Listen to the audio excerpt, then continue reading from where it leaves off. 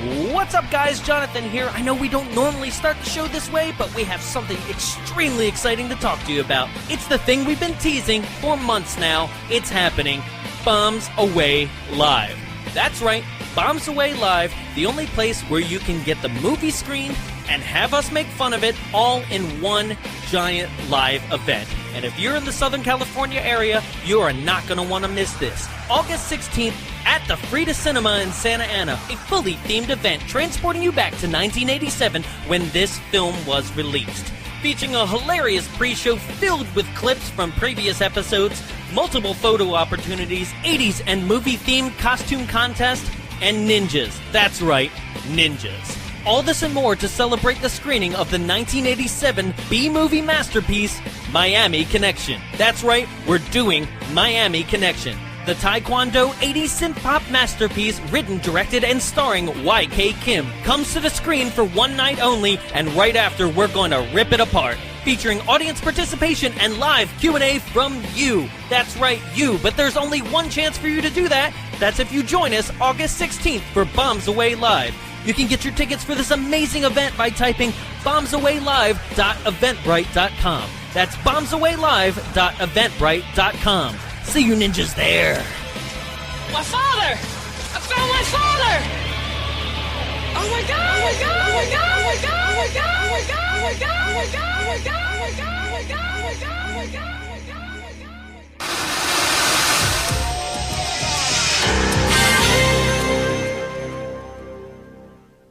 Hi, this is Cheryl from Movies Made Me podcast. You can hear me on episode 63, Mouse Hunt.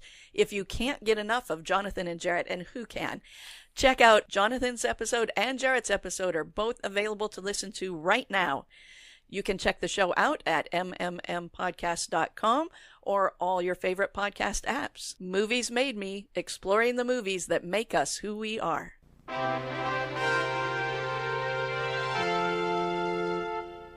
Good morning, campers. Are you ready for our wake-up taglines? Wake-up taglines? What else do you do in the morning at summer camp? Oh, well, maybe the bugle call? You should have done the bugle call. I can't come up with everything. All right. Even though I come up with probably 10% of nothing. I do have taglines, though. I have morning wake-up taglines. Attention, campers. 2 times the fear, 2 times the carnage, 2 times the terror. Deluxe edition DVD. That was, yeah, for the deluxe edition DVD. Which I think was a bit longer after the movie came out. Okay. Yeah. 1 year ago today, 12 of her friends were violently murdered. So not 2 times the carnage at all. Why should the first anniversary be any different? It's not the first anniversary. It takes place 5 years after. Also, who celebrates an anniversary of death? He's like, hey, happy anniversary! 1 year since you murdered them. Cut your arms off and then their legs. The body count continues. That's true. Yeah. Accurate. Yes, it does. All right. Just when you thought it was safe to go back to camp. Just when you thought it was safe to go to a different camp. Just when you thought it was safe to rip off Jaws. And the day you count on for terror is not over. Because it's a reoccurring day in our calendar system. Jesus Right. So, with a budget of $1.25 million and grossing $21.7 million in its first run, with 1 ice pick to the head, 1 throat strangle, 2 pairs of breast, 2 fully naked women, 1 man butt, 1 mutilated dog, 1 hammer to the head, 1 upside down throat slash, 1 machete to the face, 1 wheelchair down some stairs, 1 double impalement during sex, 1 man held up by arrows, 1 pissing scene, 1 machete to the shoulder, 1 decapitated, decaying head, and 9 deaths in total, with a 6.1 on IMDb, a 25 Metascore, and a 34% Rotten on Rotten Tomatoes.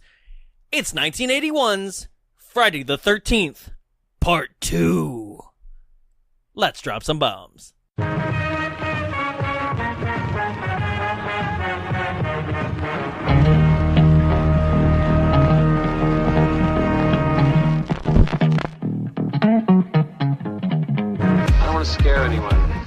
to you straight about Jason.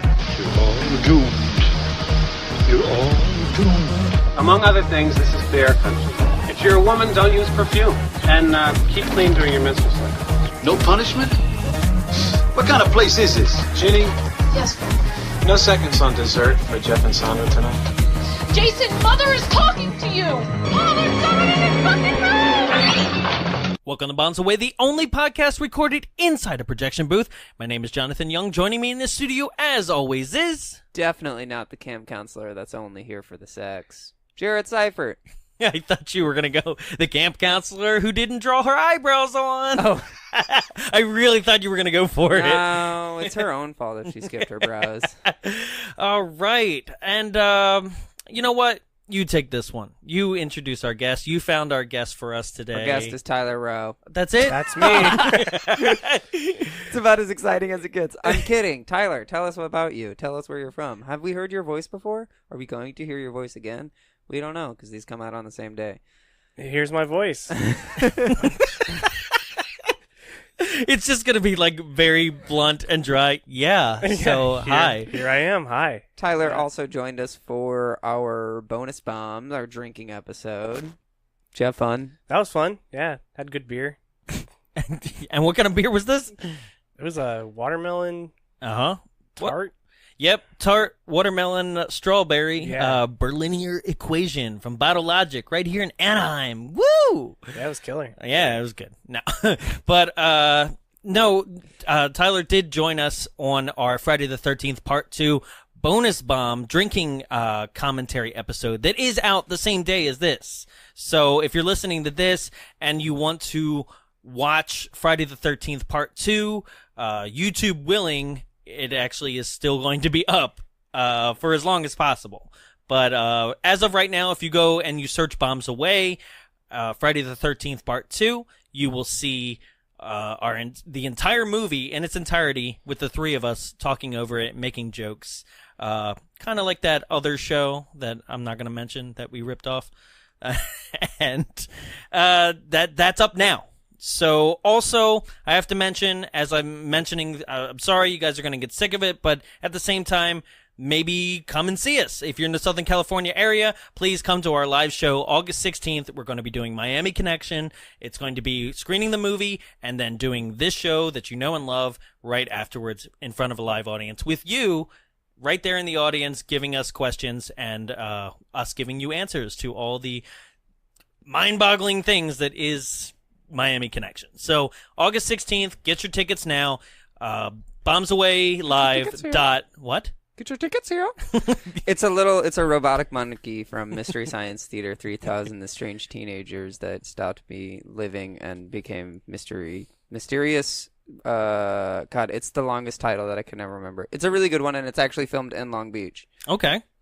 I Ray need to watch it, I Steckler guess. was the director, and he picks his nose in the middle of the film.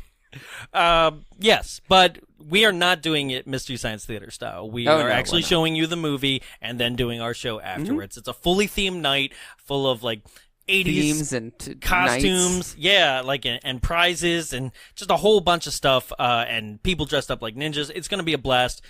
Please don't miss out on it. Help us out because we have other movies that we want to do throughout the year and next year and everything coming up. So get your tickets now. bombsawaylive.eventbrite.com. That's BRITE. Okay, so guys, we ready to jump into this film? Jumping in like it's the Camp Crystal Lake. Just Camp Crystal Lake would be fine. Crystal Lake. Yeah. Just full nude. Well, Crystal Lake is the name of the lake, so it's Crystal Lake. Yeah, I guess so. You could just say I'm going up to Crystal. And they know it's yeah, the but lake. then they think that I'm actually going to visit my sex worker friend. Oh, jeez. Or my dog. You have a Did dog you ever named notice Crystal? that dogs usually have sex worker names?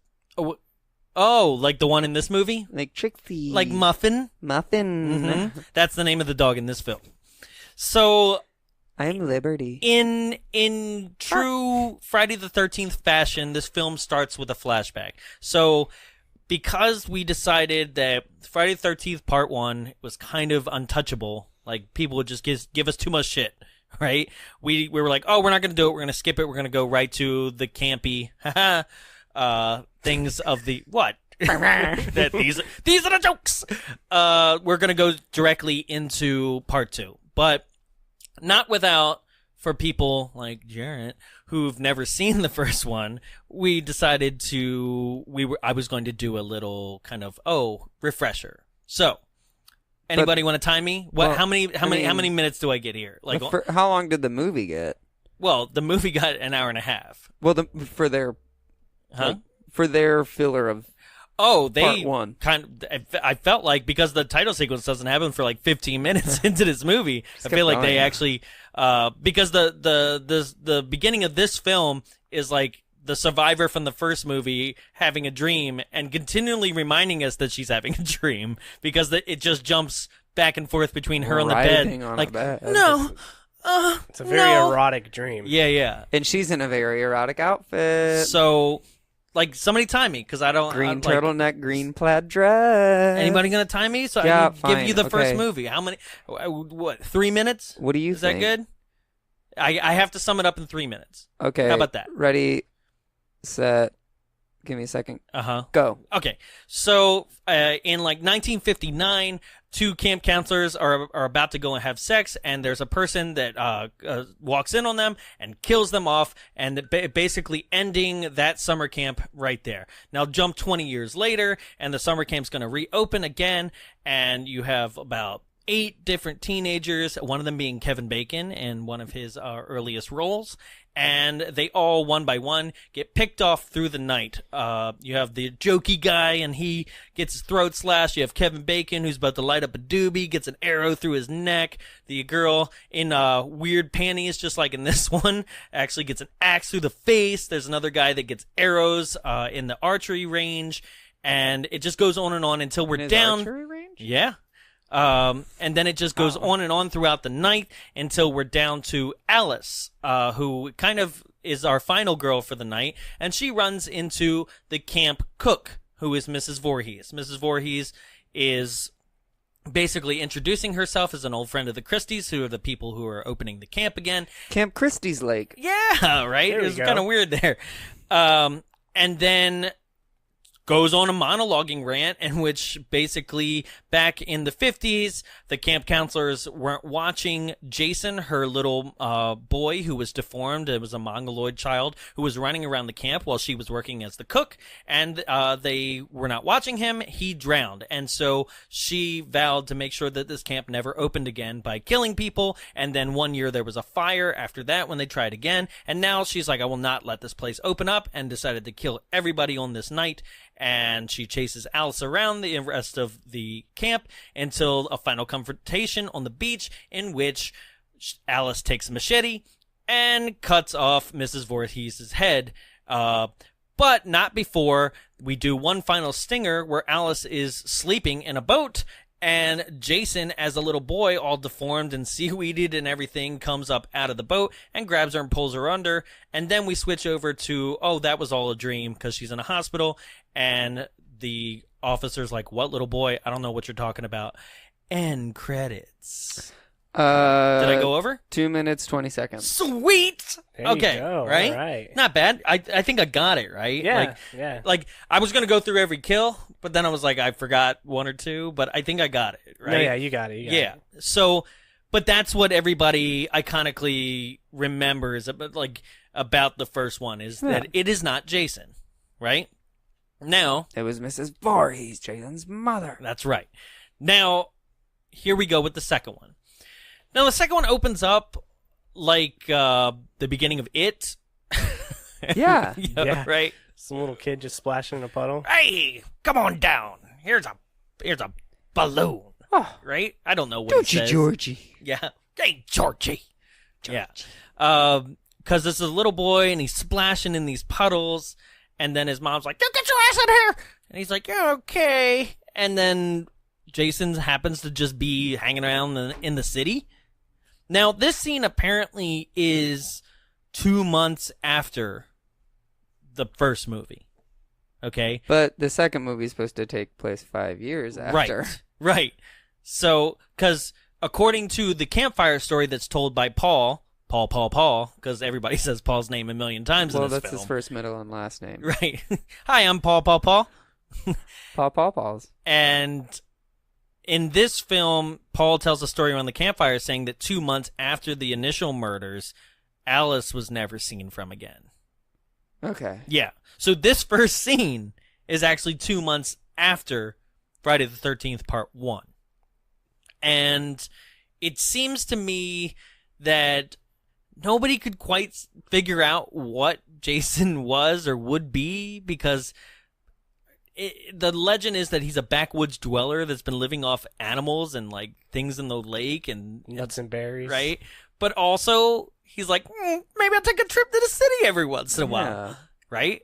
Gotta treat yourself. He's recycled enough cans that he found in the woods to collect some change for a bus ticket to the city. Let me put on my nice pillowcase hat. Yeah. And we're going to go take a ride to the city, visit Alice, see how she's doing. My best Town That Dreaded Sundown cosplay. God. Oh, excuse me. Sorry. Don't Can't look at see. me. I only have one hole in my pillowcase. It's the Elephant Man! And, yeah, just don't look at me. Let me just sit down on this bus and go to town real quick. So now we're introduced to Alice, who happens to live in Norman Bates's house. I don't know what's going on there. It was like a weird apartment house, I think, but it also kind of didn't make a lot of sense. No. Because there were stairs outside of her back kitchen window. She like lived against an alleyway as well. Yeah. there was an alleyway. There was a whole bunch of the layout was definitely like first floor apartment complex, but the outside said like, "Oh, welcome to Fright Night." Yeah, Terror House. Here we go. Yeah. And so you see a pair of legs just kind of walk up to the front, and then we go inside, and there's Alice. And Alice basically is asleep and is having a nightmare in which we keep flashing back to the first movie and showing everything that I just kind of ran down for the audience here. And then she wakes up, and her mom calls her. Yeah. And what's interesting about this scene is that, speaking from a sake of what's it called? Speaking from a point of just the history of the film.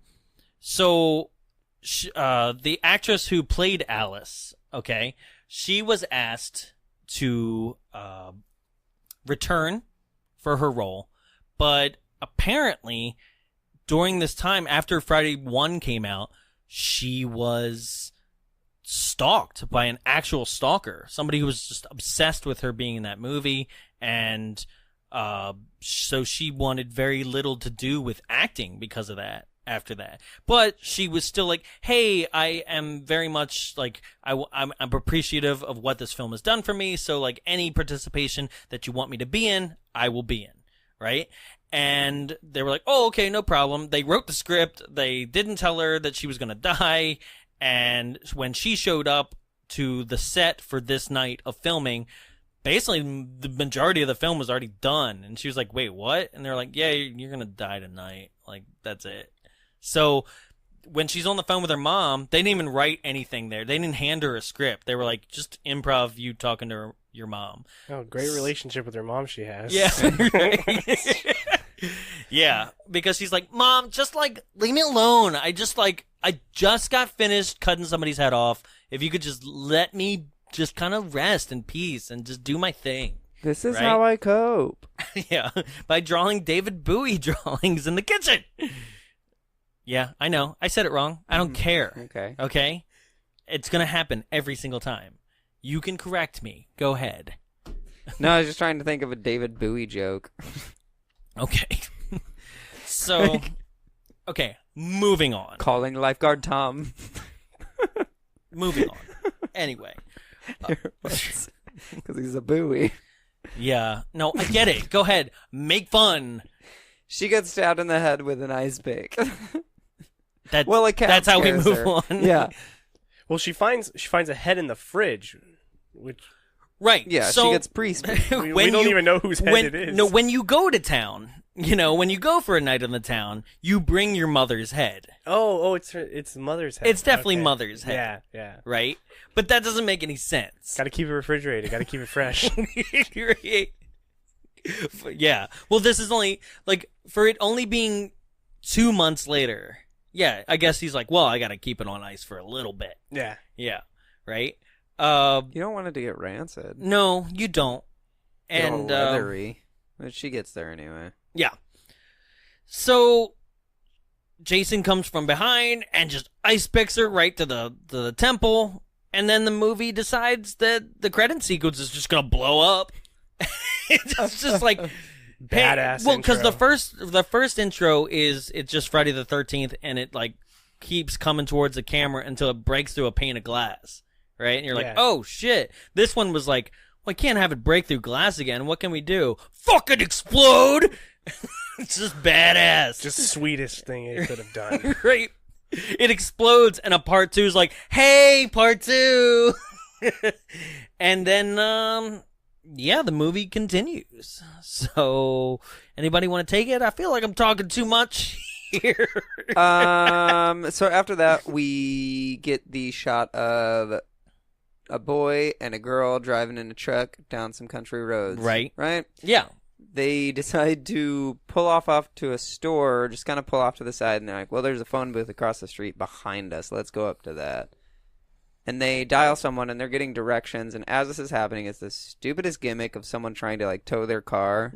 And they're, so oblivious, even though they're in a glass box. They keep looking can't at even the see car, it. too. Yeah. They're like, oh, is he done yet? We have to keep this conversation going till he steals our car. Hurry up, actor. We've got Keep it. going. Yeah. I don't know how to improv, and he hasn't hooked up the car yet. And then we Meanwhile, also- Crazy Ralph Yeah. shows up. Right? Get introduced to Crazy Ralph. Again. Reintroduced. Yeah, because Crazy Ralph's the man from the first movie that also happened to warn the first girl in town. He Was found in a pantry. Doomed. Yes. Alive. Yes. And then in this movie, he's found in a pantry. Dead. Yeah. Parallel. Full circle. Oh, right? wow. Yeah. I mean, that's what happens when you're, Crazy Ralph. Yeah, Right. Crazy Ralph. you're just in pantries. There's not enough green beans in here. Who stocked this cans? So the tow truck pulls away with their truck. And in they're chasing after it, and he's yelling at the guy that's my truck! And the guy's like, don't fucking look, don't fuck, oh god, don't look. I haven't had a towing in so long, trying to make some money here. And then pulls around a Because corner. he's in a city or a town with 2 other cars, and Yeah. he's the third. Yeah. What is he going to tow? Backwoods, New Jersey, which, I mean, that can't, city New Jersey's not good. So backwoods, New Jersey No, can't be backwards. good. Backwoods, more like backwards. Yeah. No, yeah, they say wooder there. They say what? Wooder? Wooder? Wooder? What are you doing? No, wooder instead of water? Oh. Never met a person from Jersey? No, I try to avoid them. Sorry, Jersey. Yeah, right, because they'll They don't stupidly even know go how to to a say camp water. and get themselves Yeah. killed. Yeah, exactly. Right? It's like, hey, you remember that camp a couple years back? Let's go next door. That's probably why he drowned in the lake, though. They're like, he's in the water, and they're like, the what? The water. What are you talking about? What do you? They're just making jokes at each other, and they're like, Yeah, the Canadians. they're like, I don't know, I already forget. No, that's the other movie from '81. did. That's My Yeah. Bloody Valentine. It turns out it's all a gag that their skinny, obnoxious friend plays on them, and unfortunately, skinny, obnoxious friend survives the entire film because he went to the bar, Right. and then he never got home from the bar. Right, because So- certain rules of the horror universe do not apply in this film, like drinking. Yeah. If you drink, you might live, actually. I could have save your survived life. this one, yeah. Right? Yeah. Yeah. I would have been like, I'm not going to No, the bar. you wouldn't have survived because they don't probably serve wine at that bar. They serve hard liquor, I'm sure. I did see a bottle of Jack. See? There you Could go. have drank something. You're right. But it looked like mainly Heineken's. Well, that's because he was collecting them, but we'll get to that. Yeah, I don't understand that. So yeah, then they all team up and they drive to the Camp Counselor Training Center. Oh, they're driving to it. Then they see a branch in the yard or in the street, and they're like, "What's that?" It's very clearly a chopped down tree. You stupid. And then idiot. somebody's just like, "Looks like a branch." And then of course the girl walks away and she's like, "Hey, what's this sign?" It's like, it says Camp Crystal Lake. Oh. Crystal Lake? Camp Crystal Lake. Oh, okay. It sounded like Crystal Lake. Crystal Lake. I am Crystal Lake. I like Here Crystal for Light. all your fantasies. Yeah, so she sees the sign, and of course, Goofy Guy is like, we're not going to talk about that, not until after lunch, at least. And you're like, what? Just talking about it makes people be like, oh God, yeah. I haven't had lunch. Yeah, right. Yeah, some kids died. Right? Oh my God, I always vomit on an empty stomach. It's all acid, and you still feel it like 3 hours later. You're like, Right? oh, gross. What? People died 5 years ago. Maybe we're just so desensitized by our current media that we're like, oh, okay, they're just dead. Right? Oh, they got an arrow to the throat? That's polite. Right? Oh, that's worse good. ways to go. Yeah. Yeah. Well, wasn't sliced apart by barbed wire. So, apparently, in the worst place possible to have a camp counselor training center, which I don't know about you, but camp counselor training center isn't a thing. Oh. That's... You just train at the camp. Yeah. Like- Camp counselor training center is called camp. Yeah, That's it's also it's the very, camp. like, if you Maybe that did was just the have name of the that- camp. Camp Counselor Training Camp. Welcome. Welcome We to train camp you. counselor training. Okay. Great. I don't want to go up to camp counselor training this year. Oh, Now, come on. what a bummer. So, yeah, the thing is, like, this movie doesn't, like, it just kind of goes. There's nothing where it's like, oh, let's sit in that. They're like, okay. And then they just go on to the next scene. Yeah, and it's you're like, all right, on to the next thing. yep. No, it's not a movie that that feels like it needs to dwell in anything. Yeah. It I think a lot of it is just like, we know you know. yeah, And then like, they just kind of keep walking away. the pacing's decent. Yeah. Honestly. No, yeah. Like, yeah, it does not drag at all. It doesn't drag, but it also, like, it doesn't let you absorb. It's just Okay. kind of like, oh, yeah. Well, the one Okay. scene where I think you absorb a lot is the next, once they get to the camp. yeah, that is, like, the most, like, full knowledge scene. And Paul's giving everyone the rundown on camp and warning everyone about Yeah. Of the bears. bears. The They menstrual smell bears. The menstruation. Yeah. So yeah, Paul, which we'll hear all about Paul a million times in this film because Paul. Paul, Paul. somebody in this fucking room, Paul. Right, the only F-bomb dropped in the film. It in a horror movie in that moment that feels out of place too.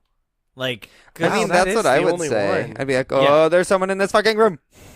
right. Yeah. But it is weirdly out of place. Yeah. In a film where you're like, it's already R and it should be okay, like, because nobody else has said it even in, like, jest throughout the whole movie, you're like, whoa, that was a weird F-bomb out of nowhere. There's hardly any swearing in this movie to begin with. There's no swearing other than her. I don't think anybody even says shit. Yeah, I was going to say. They don't have time to say it before they die. I mean, but they have a lot to say. Oh. So Paul is giving everybody the rundown. He's like, look, here's the deal. Like, you know, you don't wear perfume. 12 camp counselors were killed last year. No, he one doesn't with an say arrow that. to the That's in the neck, one with campfire. No, that was a joke. Oh, the rundown. The rundown. Oh, you son of a bitch. So, but he really harps hard on the, like, bears and the female anatomy. He's just Yeah, he's- sexist. yeah. He's just like, You women. welcome to camp, ladies. Your vaginas are gross. Put them away for the next couple months. Thanks, women. So, like, I know Camp Crystal Lake is kind of known for being like a little bloody, so like, how about we keep the blood to a minimum elsewhere, okay? Thanks, And right? then, like, Be sure to douche. To hammer the point home, like, then we get, not Alice, what is her name in this one? Jenny. Jenny shows up and she's late and she's like, car trouble, I don't know. My car was sick. Yeah, My my car car was was sick. And I was like, gosh, man, all right, really just... And it doesn't like me opening its doors. I have to climb out, like being in the convertible at all some times. reason. jumps out of everything. So she shows up and she clearly has a relationship with Paul, like Paul's prior to peeved. this film, right? What? Paul's peeved. Hell, he's pissed. Paul's he's particularly peeved about her presence. like, That was alliteration. I know, Yeah. I love alliteration, sorry. So, Paul's like, what the fuck? Like, you're supposed to be my right-hand gal in this situation. Like, you can't just show up whenever you want. And she's like, come on, I'll never do it again, blah, blah, blah. And the thing that's weird about Ginny, to me, as a character, is that... She lost her eyebrows? So it was weird to me about her. She didn't even... Yeah, they were badly burned off in a prior accident that we never saw. It's like It's she her was... deep backstory. She was starting a grill. It was a gas grill. And then she was like, I swear the gas is on. And it was like, click, click. Okay. She's like, oh So God, I'm late for camp. And then Ginny- she came here. played by Amy Steele, which I used to love Amy Steele as a kid. Like, I liked her in this. We've already seen her in April Fool's Day.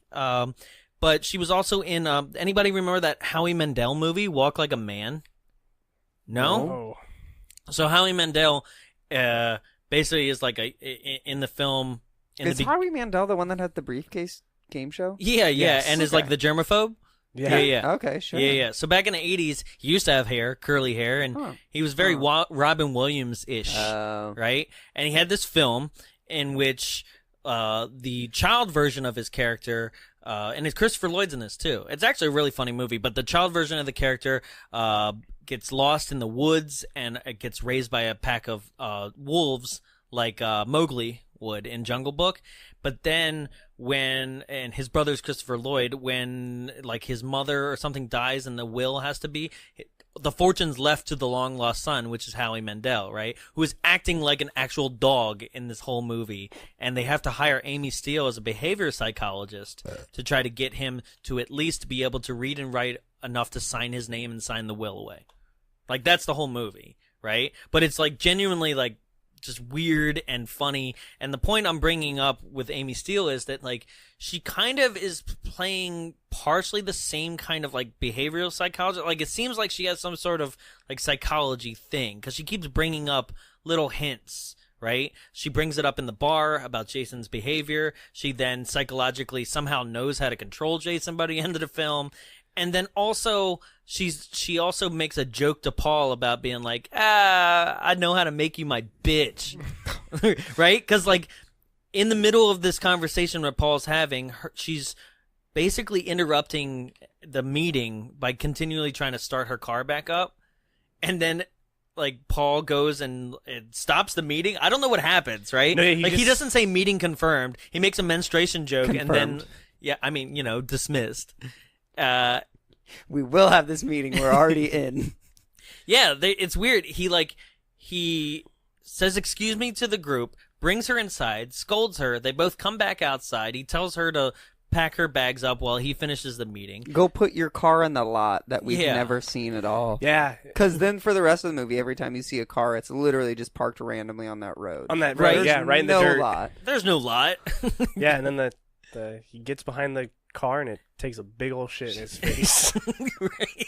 Dirty farts right in his She's mouth. like, she just starts it, and it's like, right? Right in his mouth. And then she kind of admits that she was doing that on purpose. Oh, well, she knows he's into scat, so. Oh. Scooby-Doo-bop, boop, boop. Ski-da-bop-ba-da-bop. Yeah. I'm the scat man. Yeah. And then the movie kind of just keeps going. Keeps chugging along. Well, it's like, I feel like we're already like halfway through the movie, but there's like still hasn't even been death. because we're gonna get to a point where just like a lot of the horror like slashers that we do, it's just gonna be kill and then another kill and then another kill. So this is all our establishing stuff, and this is where it gets weird and dumb. Sometimes. Well, we also in this moment we also get established to Muffin the dog. We kind of get like little random things of Crop Top holding the dogs. We're like, oh, there's a dog, and then we get creepy Ralph. Yep. He's walking around and shit, and then we also get to know a few of the camp counselors, but not all of them. Ralph always the leaves black one and the a Asian fedora one shadow, so we know it's Ralph versus Jason. And then so now we have the campfire scene, right? Yeah. And Paul decides to tell the story of Camp Crystal Lake. The story of Camp Crystal Lake. Long, long ago in the lake house next door. No, he just goes. Canoe trip away. There once lived a mongoloid child. You can't say that. I can say No, it's a bad word. Yes. So basically, he tells the whole story that I told about the first camp, and that was 5 years ago. So in the Friday the 13th timeline, which we're going to establish now, because as we do these films, it's going to get weird and confusing. So Friday the 13th 1 actually takes place, for the most part, in 1979, right? Came out in 1980 as a movie, but it's supposed to take place in 79. This film is supposed to be 5 years later, which, in the timeline, this is considered 1984, okay, that this comes out. How old was Jason when he drowned? Could not tell you. It's not actually 8, confirmed. 9, 10. Somewhere, probably. Somewhere between like 8 and 10. So he would be like 35 in this movie. Which would put him, I guess, at, his a solid... His age doesn't matter as much as... No, but it's just like, God, get over it. You did nothing for 20 years. And then saw like, his mom get killed, basically. Yeah, well, why didn't he speak up and go, Mom, I'm okay. Because he can't. Over here. Can't speak. There you go. There you go. Like he tried to when he dialed that phone in the beginning of the movie. She was like, "Hello." He's like, "I can't talk." Yeah, too nervous. No, she won't like me anymore. Hello, and just hung up the phone. Me. Poor guy. Yeah, so we get our timeline. So this one it's is 1984, and then. Fun fact is that part 3 and part 4 are all supposed to be the same weekend. Really fun, though? It is fun. I think it's very interesting that, like... It's a neat way to do a movie. Yeah. He's just straight up on, like, a rampage. Yeah. And a rampage that, like, as the movies progress, you would think that, like, by Sunday, which is part 4, they'd be like, yo, we're just kind of shutting down the lake because, like... by the end of this film, authorities are on the scene, and they're like, here's a mass murder. I'd be like, we're shutting down the lake because there's a murderer still. Yeah. But no, like, I would assume, too, because I guess they kind of overlap, because part 3 starts with them, like, packing, those group of kids packing and getting ready to go. So I would assume that, like, maybe day 1 is happening in conjunction.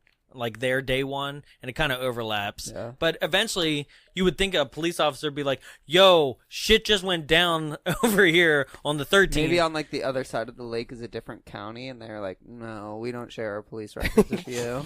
Right. It's not okay. Your Camp Blood, this is Crystal Lake over also, here. There's Camp Crip on this side. Camp Crip. Is it legitimately called Camp Blood? That's the nickname for it. That Haddonfield uses. I mean, not Haddonfield. That's Halloween. I know. Sorry. I was like, wait, Haddonfield is like the psychiatrist dude, right? Oh, yeah. The psychiatrist dude. I don't know. I don't pay attention to these movies just because it pisses Jonathan off. That's true. Yeah, I mean... Where were all the creepy masks that take over all the kids in this movie? Don't you even. You know better. Do not. Don't speak ill of that film. Do not? Yeah, because you know exactly what you're doing. Oh, so it's the third one. Huh? In Halloween. Why would they have a Friday the 13th take place on Halloween? It doesn't work. He's just being an asshole now. Like just being an asshole now? Yeah. Yeah. Yes. So the third one, he does get a mask. So you're almost correct. Yeah, he's kind of right. Instead of this, when he does his murdering at the hockey camp. Yeah. hockey training center. Yeah. That would have been a better story than what I'm sure the third one is. Just because it would have given his mask backstory. So, fun fact also is, to add to that, is that they kind of wanted, just like John Carpenter did, they wanted Sean Cunningham, the original director of Part 1, wanted Friday the 13th to be an anthology series, just like John Carpenter wanted Halloween to be an anthology series, right? And Paramount was basically like, no, fuck you. We know where the money is, And he was like, all right, well, having Jason come back when we know that the mother killed him because he was dead at the bottom of the lake makes no fucking sense. So I'm out. And Tom Savini, classic makeup effects person, was like, I'm out too because this makes no sense. And so did the Pamela Anderson. No, you ass. Oh, Betsy Palmer. Betsy Palmer was like, I'm out too. But then forgot that she actually filmed the flashback scenes in this. But what's interesting is that they still, in Part 3, had no idea what his look would be. They went into production being like, I don't know. And literally some prop guy or something just showed up with a hockey mask. Right? And they were like, well, we have what his under the mask looks like deformity-wise, but we still don't have something for him to wear, and the pillowcase thing is stupid, so what are we going to do? And they were like, just throw this on him, and it stuck. And then they were going to change the mask once again, but saw Halloween mask sales that year. Oh, yeah. And was like, this is it. What movie is that? What? Halloween mask sales. Oh, that's the second Halloween. The third Halloween. I'm going to kill him. Oh, right. I'm going to kill him. Another fun piece of trivia, okay, is the I fact... own a gun, and I'm angry right now. No, is that Sean Cunningham has directly admitted, and other people can quote him as well, as saying, the reason why he made the original Friday the 13th is, quote, let's go rip off Halloween. Oh. Right? Okay. Well, what's funny about that is that he made that in 1980, and then in response to that, the makers of original Halloween were like, we need to make Halloween 2. We need to cash in on this Friday the 13th thing. Yeah. Let's go rip off Friday the 13th, which is kind of what happened, because Halloween 2 ups the gore, ups the ante, brings back the original survivor, all the kind of things that they noticed that were going to happen. So that, plus the fact that Friday the 13th original inspired things such as My Bloody Valentine and all the slashers. So Halloween and Friday the 13th basically grew this entire 80s resurgence of horror and became two of the three main slasher icons. They became the 80s universal monsters of their time period. Yeah. It's extremely fascinating. So, am I good?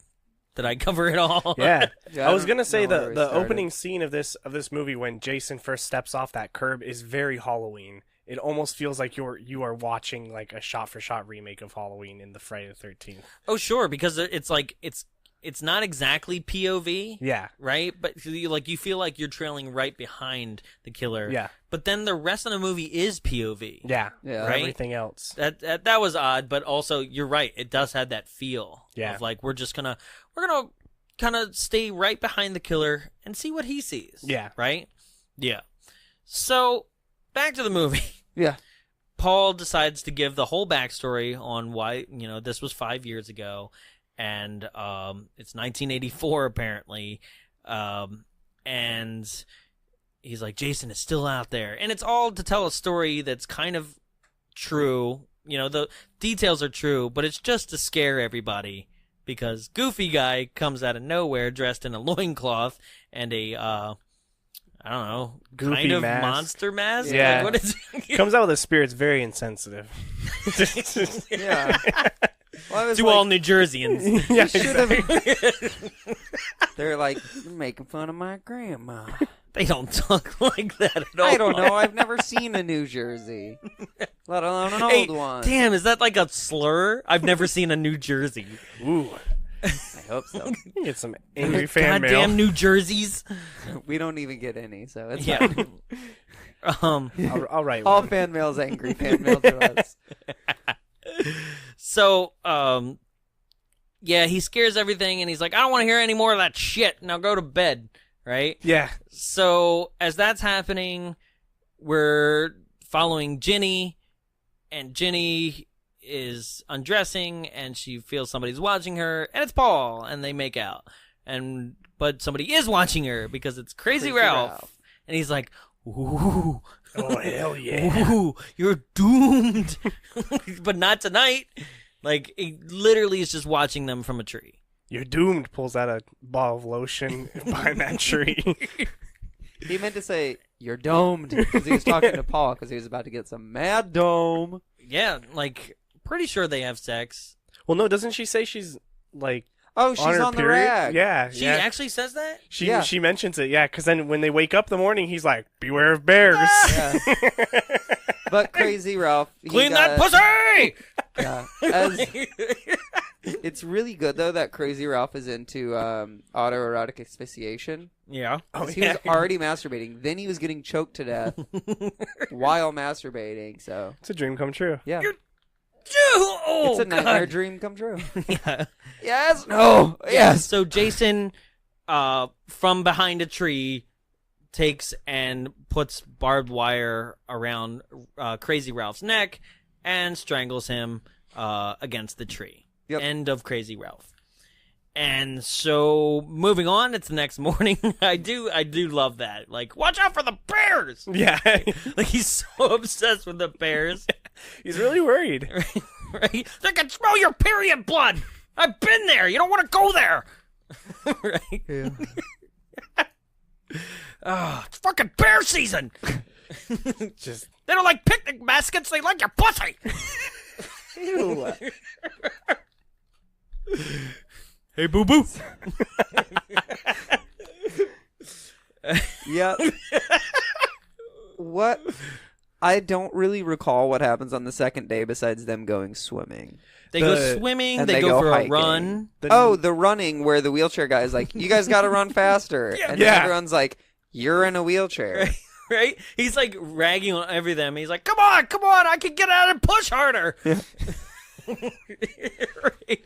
Yeah, that's weird. That's a weird scene. Just them running. I would feel a little more guilty about making fun of a handicapped person if he himself wasn't making fun of the handicapable. Well, I or, feel like or the capable. I feel like he was only put in a wheelchair just so they could be like, we need a wheelchair death.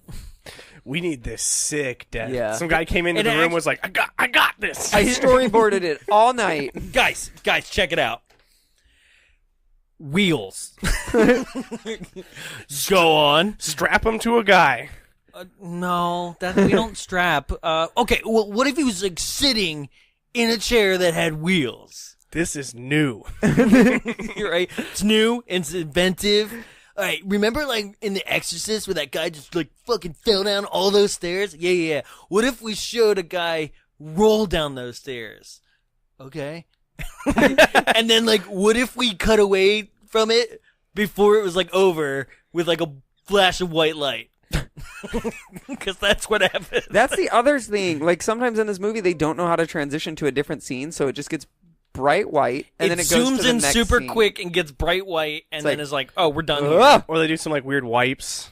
There's Oh, yeah. tons of weird wipe transitions, Right? like a Star Feels like Wars Star movie. Yeah. Jeez. Yeah, no, it is one of my most favorite kills in the entire franchise, the wheelchair death. Oh, because it's iconic. It's Well, ridiculous. It's just like, let's throw the body down the flight of stairs. So they go on their jog, and then they're like, ooh, let's all, like, relax on the beach and get some water and stuff. Sure. But right? then Newsy and Yeah. curly-haired girl. It's newsy and underage. Yes, Newsy and Oh, she is questionably underage. aged No, girl. she actually is. Oh, She she is. really? They had a and- full nude scene and then realized she was underage. Ooh. Right? It's basically just a parallel of that 70s show. Yeah, it really is. Oh, man. with even- with yeah. nudity. Ouch. Right? Because Yeah. you know Ashton Kutcher was hitting that too back in the day. Right? So yeah, no, there was a full-on sex scene that they filmed, and then they found out that this actress was underage, and they were like, yeah, so no sex scene, I guess. God, and they were like hyping it up that Right. whole time. Guys, no sex scene. Oh man, that was the best. But Right? yeah, they're gonna. There's an editor somewhere that feels guilty He's for like, jacking off to the dailies. She's what? Oh I- well. Was gonna come to it. Oh man. Oh God. Oh shit. Well, now I'll just feel bad. Yeah. God, my poor daughter. Hey Jerry, yeah, did you come yet? No. Good. Don't. Don't. That's what makes it illegal. Why is there a different man butt? And he's like, what? Why'd you bring up the man butt? He's like, no reason. Do you have any dailies with the guy in the wheelchair? He is gay. Yes, he is. I'm so proud of him. No, but yeah, Being in a gay wheelchair. Yeah, so the couple that was introduced, they got their car stolen. Oh, there's a throwaway Toad. scene where they can't find the dog. yeah. No one can find the dog for some reason. Right, because you always bring a dog to summer camp when Yeah, you're your training and little trying to dog. get ready for a job. The summer camp that was overnight that I've worked at a few times, they were like, you can bring a pet, but like it might as well be a fish that you can just throw into the ocean once it's dead. Like, What They were does like, they're that You're gonna mean? kill no your pet point. in the night? no, What like does that if your pet mean? dies, like they were like, if you try to bring a pet, fine, but like it might as well be something you don't actually have to take care of. Oh, so it might as well be a cat No, like it needs to be a hermit crab or less. or less. Fucking hermit They were crab, like, you want a pet rock? Those are great. Chuck that in the water. right? No, we actually weren't allowed to throw rocks in the water because it upset the marine life. Right. It was a really big camp Like on Jason. conservation. Yeah. Hit him in the head. God damn it. Stop God, throwing rocks! I went off the charts. So yes, our lovely newsy curly hair couple, they go hiking in the woods because they're trying to walk over to Camp Crystal Lake, Camp Yeah. Blood Death. I don't remember. Camp Blood. Yeah, And they go through a fence that clearly says no trespassing. Right. They're like, but it says no trespassing on the other side. yeah, on the other side of the fence. So it's like, Like, yeah, don't come into the camp counselor training center. Yeah. Jason. That was- He's yeah, like, that was their I Jason can't read. defense. And she's like, ooh, should we? I really want to. He's like, yeah. Yeah. I thought they were just looking for a place to like boner town. Well, I think they that's were. like that kind of a couple walking off to the woods. Yeah. Any other time going forward in this franchise, it is that. But also during summer camp, it was my favorite thing to be like, a couple's walking off in the woods and being like, you guys need company? I'll go for a hike right now. Well, They'd be this like, sure, Jarrett. normally Come on. So mad at me. normally in this franchise, because it happens with the first kill in the first movie, like there's usually a couple that is giving the most obvious fuck me eyes to like the whole group. Yeah, You know? yeah. Like basically if anybody else in the group, I feel like they'd all just stand up together and just walk out For because a bukkake scene. yeah, exactly. Whoa. That's where the series really took off. Yeah. The sixth movie, the bukkake scene. Yeah. That's Nightmare on no, I mean that's Friday the 13th XXX. Yeah. That's Yeah. Friday 1330. And So they're trucking along in the woods and they find just when a you thought it was mutilated safe to fuck in the dog. woods. Literally But the it's kind of like- same dog. Yeah. No, it definitely is the same dog. I think they felt remorse for being like, oh, that dog was cute. We Right. killed it. Whoops. I feel like they killed an actual dog and then bought the actress a new dog with a bow on it. Its name is still Muffin. Yeah. Muffin 2. Yeah. Muffin 2. Electric Boogaloo. Stop. Every time. So, yes, and then a police officer, which you think is Jason following them, steps out from the shadows and is like, what are you kids doing here? And then brings them back to the camp training center and then is like super pissed off at like, here's another thing is like this police officer doesn't get enough screen time for him to matter. Yeah. Like, so basically he gets one scene where he's like, aren't Well, you they going to just needed reprimand them? kills. Yeah, no, you're right. It's because Ralph matters more to me because he's from the first movie. Yeah. Right? But he also doesn't warn people at the camp. And like in the first movie, he shows up at the camp in that pantry being like, you guys, you got like 3 hours, then you're fucking doomed. Do you think You Ralph know? is Jason's dad? Oh. No. Okay. So then the police officer's leaving the camp and he's driving down the road and he sees someone like run into the woods and he's like, "Kids!" Ah! And he immediately just throws his car into park and then runs in the woods. Yeah. Why did no one see that police car on the road as they were going into town? Ooh. Right? It's a like ignorant town. Yeah. They got one police Maybe- officer. Or Jason really, really is good with cars. Well, I mean, okay, so... He doesn't have his license, though. You know, jumping forward for a second, like, at the end scene, there's a bunch of bodies piled up around his mother's head. Yeah. One of them being Alice from the beginning of the movie. Yeah, and right? she's badly decomposed, right? Yes. Yeah. Because it's 5 years. Yeah. It's real bad there. She's jerky Yeah. at that point. Delicious. Yeah. But I'd try it. so I would have he's very Good. good at, just like his mother, he's very good at staging bodies and getting rid of evidence when it's not time to reveal the surprise yet. Yeah. He's good at surprises. He'd be great at a haunted house. Right? So good. So I would assume he's like, let me get rid of this he's been car. used a few times in a haunted house. No, I mean, he could set up a haunted house himself. He's got a good scare. Oh my awareness. god. Jenny's totally using a chainsaw at like the beginning of the movie, Correct. and that never comes back. Yes, it does. Does Oh it? yeah, at the Yeah, end. yeah. What part at the She end? like scares him. He's like, oh no! Oh yeah, My but weakness! It doesn't actually get used. right? Because he never uses, like, Yeah. fun fact, Jason Voorhees never uses an actual chainsaw in any Friday the 13th movie. The closest he ever gets is this kind of like weed whacker thing in part 7. Yeah, Right? which is like a weird Yeesh. weed whacker. And he's killing Bernie from Weekend at Bernie's. Yeah. Oh my. Right? That's how Bernie died, you know? And then got placed in the chair and they walked him around. Sunglasses are magical. Right? So yes, the cop runs into his hut, his shack. Finds the toilet. Yeah. Yep, finds a toilet. He's got plumbing. This in is his Jason's home. shack. Yeah, in Yeah. Jason's home. Jason has built like a makeshift shack in the middle of the woods, which I'm like, well, Crystal Lake's abandoned. Why aren't you just living in the cabins there? Right.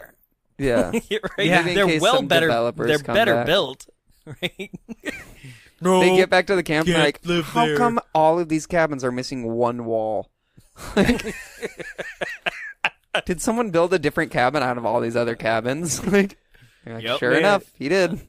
The cop's snooping around, just looking around inside the thing. And he's being followed. just looking Yeah. fat, Yeah, he's out of breath from all the running that he's been doing through the woods. right? Even though Jason's And- clearly like 5 feet in front of him the whole time. Yeah. Yeah. Just Um, walking. As if only he had, like a gun or something Yeah. to shoot at the perp. Well, that's another thing. He kind of goes into this shack. Like, anybody who lives in this town has to at least know this lore legend, right? Yeah. So if you stumble across a shack in the woods, you might kind of be like, I'm going to go in with gun in hand, at least? Like, I don't know. Also, it's a town of like 50 at most. Like, Yeah. You're going to know if someone's living in a shack. Unless in the it's woods? like... Yeah, maybe. I don't know. Oh, it's like, backwoods. But the town itself is very superstitious of being like, the place is cursed. Yeah. Right? So, like, I mean, I could lose a cabin in my backwoods. but it's not a cabin. It's not even a cabin. It's It is just, sizable. It's it's pretty big. spacious. Yeah. It's spacious. It's But it's roomy. definitely- It's roomy. That's more than 400 square feet, and it's got a half bath, so it's pretty good. I'm gonna go It's a for good like deal. right? 1,300 here Yeah. in California. Yeah, it's got a lazy Susan with a head on it. Like, it's, yeah, and its back patio area. I get it. Give that a spin. But yeah, so while the police officer, does he stumble upon the head? I don't is that think what he's Jason looking set at? anything up yet, because he's... Oh, he might have... Well, it looked like he opened a door to outside and was like, my God. Right. So I And then think got he a found claw the head. hammer. Yeah, I in think his he found. head. I think Yeah. he found the bodies. Right. And he was like, "Oh." And then Well, at that point, it's another only disembodied 2 arm, bodies? because this movie's full of just arms. It's like Thing from Addams Family was just walking around killing people. Yeah. And this disembodied arm just raises a hammer and takes it back to the skull of the police officer. So Which is- now, pretty gruesome too, because he hits him with the claw portion of that hammer. Hey, Yep. you got to claw your way to the top. yeah. And so after this, basically this is where half of the people split up for the night. Yeah. The night has come, and Paul is like, hey, training starts tomorrow, so anybody who wants the last night on the town, wants to go drinking, let's go, folks, right? They take the guy's truck, which I was like, what about all your other cars? Like, he's like, you better not hurt my truck. Your car's with a good amount of seats and seat belts. Right. Yeah, By the just way, crammed it's in the about to bed. rain, so everyone has to sit in the bed of the truck while it's raining. Right. You jerks. So basically, the people who stay is anybody who's been pre-established. Yeah. If you haven't been pre-established, other than our two main heroes and our jokey guy, you're going to... It's like the token Asian girl, the token black guy, they all go into town. Yeah, for once they surprisingly. survive. Yeah. Right? Yeah, I was thinking about that too. Just Yeah. all these people that they showed in the training thing just all survived because they went to the bar. Yeah. Even nerd guy. Ugh, Even I hated nerd him. guy. Yep, I think I good hated old him because I Ron saw a lot of Weasley. myself in him. I was like, oh god, he's Oh, he wears annoying. glasses. What an asshole. That Um, bitch. So, He doesn't wear glasses. Huh? No, he's just No, he nerdy. I doesn't. was like, wait. Right? You're like, I just want to I be even more agreed. stereotypical with nerds. I was just being mean to Jarrett. And yourself. I like to make fun of my own. Yeah. So they all go to the bar. Meanwhile, basically we have Sandra and Jeff, who are the couple that we, the underage girl and the guy from the Warriors. And that's Newsy, by the way, as you said. And then you have Scott, who is like a black-haired, handsome guy who has been teasing Crop Top the Scott whole looks time. so good. Yeah. I kind of was hoping Scott was the gay one, but I'll settle for the guy with the wheelchair. Right. So you have Terry, who is Crop Top, right? Poopy pants. And Oh, no, she's not she's poopy not pants. poopy pants. Yeah. No. That Poopy Pants is Vicky. Yeah, Vicky. Okay. So Terry is like, I'm going to go find Muffin, my dog, right? And then immediately is like, well, I don't see Muffin. Maybe she's in the lake. Time to get naked. Yeah, butt naked in the lake. Strips down. Right? Hey, is anybody a fan of Bush? I know the Bears like it. And just goes for a swim in the lake. While she's in the lake, then Disembodied hand. Scott. Yeah, disembodied hand grabs her clothes. Yeah. And it turns out to be Scott, and he's playing a prank. He's like, you want your clothes? Come get them. Because he's never seen a naked woman, so he's kind of panicking. Yeah. And he just drops all her clothes and runs away. I didn't think it would work out this well. I've been hard for 2 days. Right. He takes everything but her shirt because she just has a towel when That's he runs right. Oh, away. Yeah, because she, like many girls in many horror movies, puts on her clothes soaking wet. Yeah, it's completely wet. Yeah. It doesn't dry off at Well, all. because that's what the audience wants. Glistening bodies that then get clothed for no reason. Yeah. So, Sometimes you got to put your clothes back on real fast because you got to make it all the way up to arts and crafts. But for some reason, arts and crafts is a closed-toed shoe area. So you have to go back to your cabin to put on your shoes, even though you're just at the beach wearing flip-flops. God, you got to run. You don't have time to dry off. It's a real camp counselor. I was going to say, this is Camp Counselor Insights with Jarrett. I'm like, all right. I've never been to More than camp. half of what he said sounded like a tongue twister. Yeah, it did. Yes, so our lovely handsome man, he's like, yeah, it was crazy. I saw your boobs and stuff. And then he steps into a rope trap that Jason sets off himself, I guess. I don't know It just because grabs him it's and just shoots a him up. lasso Yeah. That just like loops around him and takes him up to the tree. It's magic. And they immediately are like, fucking Paul and his goddamn survival instincts. I'm like, I don't think Paul's just setting traps for people. Setting bear traps, Yeah. dude. I'm going to see one this weekend, God damn it. God damn it, this bear is not going to get a girl of mine. If I don't set these traps, he's going to eat Ginny alive. She's on Right? her period. He's going to get her before I do. Ew. So now Terry is like, I'm going to cut you down. So she goes away. And Jason, while Terry's away, is like, I'm also going to cut you down. Like, Ben slashes him in the throat with the backside of a machete. Backside of the He machete. hits a lot of people with the backside of the machete, which Yeah. I didn't know machetes were two-sided. Well, I didn't either. But More then power to him. Terry comes back and tries to cut him down and spins his body around, sees that he's dead, and then she gets killed kind of off screen. Like, Yeah. she just screams, like, in front of the She camera. turns around and goes, ah! Yeah. Yeah.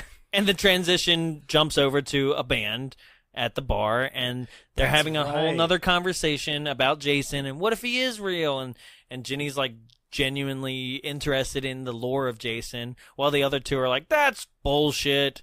The bartender lady's like, you want me to remove your pile of beer bottles in front of you? And he's Yeah. like, no, I've got a problem.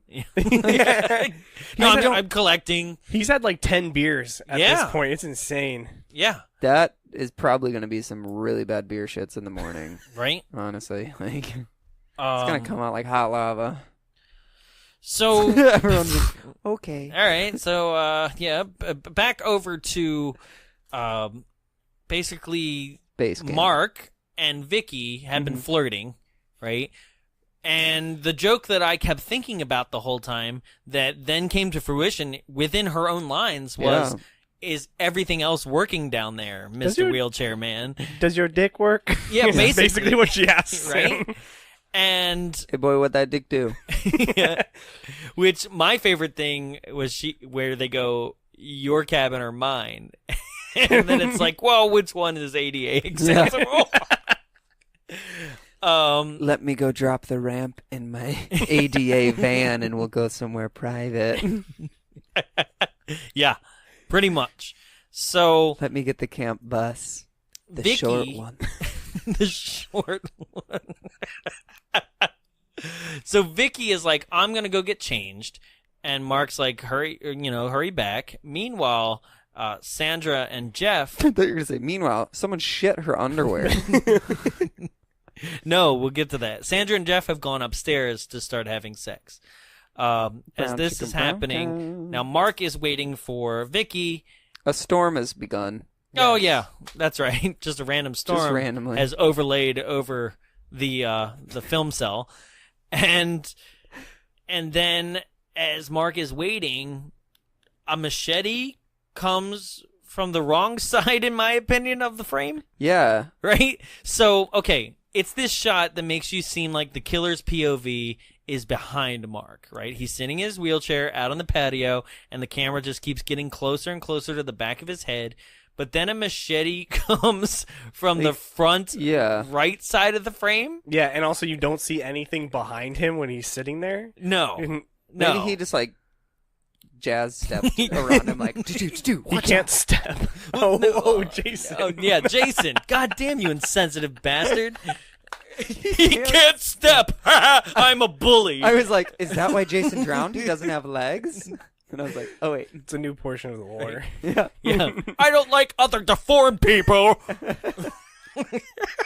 Oh, poor guy. Right? So, yeah, but no, it's weird because it does come out of, like, yeah, as if, like, he Stretch Armstronged it around. Swung it around this, right? It actually boomerang was a arm. boomerang, yeah. Because there's no way Mark would not have saw him. Yeah. If, like, from where the standpoint is, like, of where that machete would have swung, he definitely would have saw him. It would have been directly to the right. And the only thing directly to the right is tables and chairs. Yeah. And then the actual patio, like, wall. So. It was a chair the whole time. Oh, shit. That's why it killed him, because it was like, you never sit in me. Think you can bring your own chair wherever you go? You think your legs are cool and decorative? Well, I've got 4. Damn. Said the chair. Yeah. Well, I was going to say, maybe it's not just his legs that don't work. Maybe it's his eyes, too. Okay. I don't know. But yeah, he gets slammed in the face with a machete, and then we get the... But that somehow ricochets him around a corner to the top of the stairs. Hey, and then down the momentum- stairs. I was like, wow. If you do not put... So maybe he did swing, like he stepped to the side, swung and hit him in the face, and then held on to the handle and like directed him down the stairs and then let go. Maybe he Like, pushed him and we just didn't see the push. Yeah, because you can see actually the staircase that's behind him, and it's actually just 2 steps up onto the deck. Right. And then he gets Yeah. slammed in the face and he rolls backwards, and then there's a new staircase behind Yeah. him. It's the best. It's just like, wait. He's like, oh my God. But then you really want, see, somewhere there is the actual footage Like, you know they filmed it go all the way down those stairs. Like, you know it happened. It doesn't even right? get like a crash landing. No, or it stops like, at that plateau. Yeah. And it's just like, you guys get the idea. Right. So, like, in my, I can only imagine that, like, the dummy in the wheelchair, like, fell out. Like Nordberg in Naked Gun 1 when OJ, like, goes down the stairs in his Flips off the wheelchair and railing. flips. Yeah. I can only imagine that's what happened. They were like, oh, now it's looking dumb. Because, they just zoom in, white flash transition over back to the bar. Now, Ginny and Paul are like, I'm tired. Let's go home. You guys are good, right? And they leave, right? And so they're on their way home. Meanwhile, Jason is like, I'm going to go upstairs and see what's happening with the two people that are fucking, right? Through his one peephole. Yeah. Right? Yeah. Because Jason does have two eyes. One might be lower than the other, but he does have two eyes. But the people who made this costume were like, the only way that will differentiate between this and the town that dreaded sundown is one eye versus two. Out of the burlap sack, which apparently they say it's not a burlap sack. It actually is a pillowcase. Pillowcase, yeah, because it's thinner. Right. It's He's a gotta be able to pillowcase breathe. because they said he would be self-conscious about his look and would grab the first thing he possibly could to cover his face up. Sackhead Jason used to scare the living shit out of me when I Really? was little. Yeah, I don't know what it was about that sack on his head that scared me so much, but that's why it's like one of my favorites. But it scared me Because he's so a ginger. He's a ginger beard. bad. Yeah, that's what scared me about it. Right? He looked like Wrong Turn. And this is actually the predecessor to Wrong Turn. That's all this is. Yeah. So he goes upstairs and he grabs the spear that Goofy guy was playing with, and he goes upstairs, and what apparently was supposed to be the kill of the movie, but like we said, they edited out the gore and they edited out the sex in this scene. It really gets left on the cutting room floor, but some VHS copies on the back, when they show stills of it, actually show like spear through two bodies. So like the VHS actually shows something that nobody's ever seen. And I'm gonna say it here now, guys. Like, Paramount, get your shit together. Release an unrated version of this. Because I know there's an unrated version of this that could be done, and I know there's definitely part 7 with the sleeping bag kill. Oh yeah. Sleeping bag kill is one of the best kills in the entire thing. He just stuffs a girl in a sleeping bag and slams her against a tree 3 times, and they cut it down to like 1 slam because they were like, 3 is just brutal. Yeah. It's excessive. Yeah. So, no, Friday the 13th has iconically been victim of the MPAA harder than a lot of other films. Just shit on by the MPA. Yeah. Mostly because they allowed part 1 to slip through the cracks so much that the public was like, what the fuck? Like, you allowed that? You allowed this? Like, they showed like the arrow through the neck on Kevin Bacon. They showed the axe to the skull. Like, that's why it's like there's so many different versions of it out there, like on like cable television and stuff like that would cut so hard. So this is another one where I'm like, let's get that sex scene. Like, she's definitely 40 now. And God, that's not. That's how it works. yeah, right? Yeah. Yeah. So he takes a spear as they're having sex and impales the both of them. Like, great scene, honestly. Yeah. Just because you're just like, oh, what a way to go, man. I wouldn't want that. Penetration during penetration. Yeah. I don't want to die while I'm hungry. I don't want to die during like a moment when I'm sad or a moment when I'm happy. I just want to like go. Goodbye. Yeah. What? Like, I don't want to die during sex. Oh. I also don't want to die when I want to eat food. Like, I want to have a full stomach. Kill me after sex. I'll be like, oh, okay, fine. I probably deserve it after that one. Yeah. So I must say, like, this one doesn't have the most inventive kills, but there are some really interesting kills as the series goes forward as well. And I'm really surprised that they still haven't killed everybody in the most craziest ways possible. Like, there's 2 kills I've never seen, and I wound up putting them into my own little horror movie, is that nobody has ever killed somebody with a keg pump, like, to the skull. So I did that. Yep. You got to see Dude Bro Party Massacre 3. I'm down. They did that? Yeah. They fucking stole it from me. When was that made? A few years ago, 2013, 2012. Fuckers stole it from me. Right? Don't put your ideas on free YouTube. media. Yeah, because that's where my film is. But I had that, and then I had a girl going down on a guy, and the killer came in and pushed her face onto the erect dick and just impaled her. You should take an anatomy course. It was super erect, you know? Rock hard. But it was offensive, Still you know? should have taken an anatomy course. But no, that's just saying how there's still so many kills in the world to go. It's so interesting to me. So here we are. Now the only person left is Vicky, who hasn't been killed. Now Vicky's been trying to spruce up for wheelchair Mark. Gave herself a yeast infection by shooting some perfume. Pooch. Yeah, right. The bears. Yeah. Well, Mark can't protect me from the bears. My perfume can. But also decides to put on shit brown underpants. Yeah. Shiny shit brown underpants. Yep, silky, shiny, shitty underwear. Like a dog's diarrhea. Yeah, it's just awful. Ugh. Right? Bad color. Really bad color. It looks like anybody from that time period's man cave basement. Yeah. That kind of color. Being like, here's my wood paneling walls and shit brown curtains. Welcome to the man cave. And don't sit on that lazy boy over there. That one's mine. That's the jerk off station. And don't sit in that chair either. That one actually does have shit on it. Sorry, just didn't clean it. Welcome to the man cave. And yeah, she goes snooping around, Yep. poking her head where she shouldn't. Mark is missing. So she goes upstairs to see if Jeff and Sandra are done fucking, and stumbles into the room, and she, I guess, thinks that they're asleep, because she does see Sandra's head in the bed. The covers are up, but instead next to her is Jason.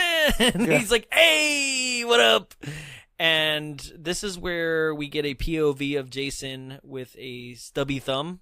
Like the actor had a blood blister underneath his nail. Yeah. Oh, yeah. And she stumbles upon Jeff, who is arrowed to the wall. And I'm like, where'd these arrows come from? And She was taking too long, spritzing her bush. yeah, She could have saved them. Yeah. probably. She probably would have walked right in on the entire situation. And so, yeah, I guess she gets killed off screen. And so Jenny and Paul come back. And they go looking around and immediately go upstairs to Jeff and Sandra's bedroom, where everybody's been killed, I guess. And there's blood in the bed. And I thought he was going to have a freak out. I thought he was just going to be like, put this place on lockdown, fucking bears. And nothing. We're gonna get bears. I just don't have that period in the This bed. is how you get bears. I've said it before. God damn it. This is how you get bears. God, I knew she was younger than the rest of us, but that's pretty late to get her first period. Jeez. Someone's a woman now. So they go downstairs and the lights are kind of not working. Like a fuse goes out is what they think. And then Jason's just in the room. Yeah, he's just there. There's somebody in this fucking room, Paul! And then Jason and Paul have this drawn out, beat it up in the room. Yeah, they're having a wrestling match. Jenny's like, this is cool and all, but bye. Yeah, she she just doesn't leaves. help Paul. No. She doesn't. Okay, until the final blow to Jason, she doesn't help. She's always kind of tiptoeing out of the room, Yeah. Slinking up against the wall, I hope nobody sees me as I She's leave. just kind of there. Yeah. And then, so Jason chases her into another cabin, and this is where, she locks herself in a pantry, And then this is where Jason is great at hiding bodies. Is like, I'm going to put Crazy Ralph right in this pantry. How long was Ralph in that pantry? Oh, dude, as soon as he died, he was like, Yeah, right? Somebody's going to find this. Yeah. They're going to be so... Like, that's the thing is, I feel like Jason, Michael Myers, they're both like people of being like, this is going to be so good. This is going to be so good, guys. Like, but it's only for his own pleasure, because it's not like he's like anybody else is watching. You don't do practical jokes for other people. You do them for yourself. Yeah, you're right. You're right. Well, you're right. He is setting up the best horror maze possible. yeah. Right? And so Jenny stumbles upon Crazy Ralph, who falls out at the right time. I think she doesn't stumble upon any other body, right? No, that was Alice in the flashback that a body fell from a tree. She stumbles upon some bodies when she runs away and goes to Jason's cabin. Well, yeah, we're getting there. No, doesn't a body fall out of the tree still, too? Doesn't that happen again? No, that's in No. the flashback. That No, is in the that's flashback. Okay. Yeah, that's Mr. Christie. Yes. In the rain jacket. So basically, she gets out of that pantry out of a window, and then runs along and into her car, right? And Yeah. Jason's got a pitchfork now, and he's stabbing the convertible roof. Away from her. Right. He can clearly see exactly where she is, and he's like, how about over here? And so she like kicks the door open that he's kind of leaning against. He's got his hand inside the convertible, and she runs some more. And then she runs into this other cabin. I think it's her cabin now, and hides under a bed. And Jason's walking around, and this is where like a rat comes by. Oh yeah. That's what scares her. Not the killer, but the rat. And then And- she pees on the floor. Just Pete pisses just her straight pants. up pees on the floor. Like, just... like, It doesn't even look like it went through her pants. It looks like she straight up just like unzipped, unbuttoned, and just peed on the floor. No. It looks like it went through, like, down to her pant leg Yeah. opening. It trailed out the bottom of the pant leg. Those bell bottoms, guys. Yeah. They funnel out the pee exactly where you need it to go. Yeah. Right? She didn't want to bust in her bells. Right. And she thinks Jason... She thinks Jason is Junker gone, jeans. but he's not. He's standing on top of a stool and is waiting for her to come out from under the bed.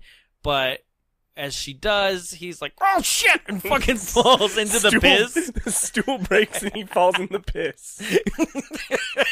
And breaks his pitchfork in half. Yeah, At the same, yeah. Oh god damn it! God fucking. Oh. Jenny, you owe me for that. Jesus, your pee is in my mouth. It is in my It is mouth. all over the pillowcase, Jenny. God damn it! I have to breathe through this. You're so inconsiderate. God, I'm gonna murder you. Yeah. And so she's running, and he's running, and they keep flashing back to the running, and She has some trouble getting over a very shallow puddle. yeah. Yeah. She just takes a break at that same puddle. But I think that's more or less to establish, like, oh, she's going the same way that cup, Yeah. right? She gets to his hut, She gets to his hut, his Pizza Hut. yeah, and he's right behind her. She barricades the door, but knows it's not going to hold. He takes a pickaxe, starts chopping away at his little metal door. She and- sees the shrine. Yes, it's a shrine to Jason Voorhees' mother, and there's the decapitated, decaying head, and then all the bodies of other people who he didn't get a chance And to hide his yet. mom's sweater is on the altar, but it has no blood around the neck. No, it does. It does? Oh, it has plenty of blood. It looked pure gray to me. No, it's got blood. It's all dried, so it's all yeah. It's there. God, he should have washed that. No, because I'm in the lake. because I'm. He's got his washboard. He's like, fuck, his blood will never come out. Anyone got a Tide pen? And you know what would have been weird if he took like the Norman Bates approach and just dressed up as his mother, like be like, we don't look alike at all. Yeah. Oh. And Norman, and so she puts the sweater on, and apparently sweater is enough to convince him like this must be mom. His Yeah. eyesight is terrible. I'm convinced of Through it. the pillowcase. Yeah. I can't see as It's literally an eyesight. Right. But this is weird too because like it's that thing of being like, all right, you're smart enough to use a phone, Yeah. You're smart enough to go around hiding bodies, and now we figured out, I guess, take a police car off the side of the road. But in this moment, duped by a sweater. Yeah. Yeah. By a sweater and some, like, very random, like, motherly, like... Mother is talking to you! Yeah. And he's like, Yeah, how I did guess Ginny so. know, like, how did she know how his mom talked to him? well, no, it just got, I mean, like, that's what I said is I thought that she was some sort of, like, psychologist Yeah. or, something like that. Or, like, at least a camp counselor. Yeah. Maybe. And because she just kind of just did motherly things, right? And they kind of Like, talked she about it in breastfed the him. story that he tells. He's like, out there in the woods looking for the people that killed his mom. Right, because it was like basically like he only knew mother, so like she kind of preyed on that like Yeah. But she also kind of just like that was a gamble. No, yeah, it was a total Yeah, shot in the dark. What if she walked in and she was like, "It's all good, mother is proud of you," He's like, and he's I like, hate my mom. "Fuck, bitch!" He just kills her right there. Right? I don't like sweaters. Roll credits. It's July / Very cold July. Yeah, I've Well, heard it all June. before. Cold June. It gets cold in the forest at night. Okay. Yeah, whatever. It's humid in the East Coast. Okay? Yeah. You wouldn't sweating your balls off. There's so many sweaters in this movie. They're for around a being- lake. Nope. It would have been more humid. This Yeah, was but filmed in the tempers- winter, wasn't it? It was. Yeah. There we go. There's so many sweaters. That's I mean, why just her everybody's nipples wearing were a sweater. constantly out. Yeah, it was just like Nipple City. Yeah. headlights So- were on. Yeah. She indeed dupes Jason enough for Paul to come in at the last moment before Jason's like, "Hey, wait, what the fuck?" like, Hey, wait a minute. Hey, wait a minute. I saw her die. That's why I'm doing this. And he goes to try to swing at her, and then Paul's like, "Hey, round 2, bitch." And it basically has another, like, very WWE, like, fake fight. Yeah. And this is where Jenny's like, "I'm gonna leave again," but decides to grab that, take the machete that she had in her hand that was laying on the altar and stab Jason through the shoulder.